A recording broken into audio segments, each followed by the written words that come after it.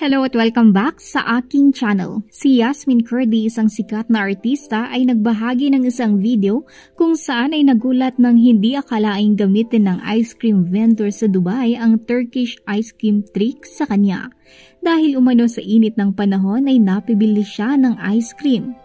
Ngunit sa huli natanggap pa rin niya ang kanyang ice cream. Ibinahagi ng aktres ang kanyang video sa social media kung saan ay marami ang natuwa sa kanyang reaksyon.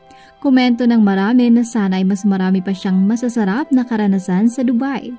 Bago niyo panoorin ang kabuuan ng video ay huwag kalimutang mag-like, comment, share at subscribe para sa iba pang kaganapan.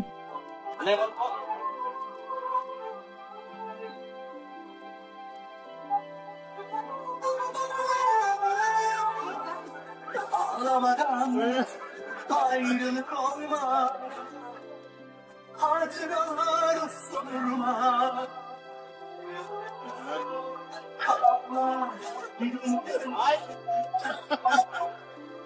aşk severek olmaz. Söylebilir böyle yaşar.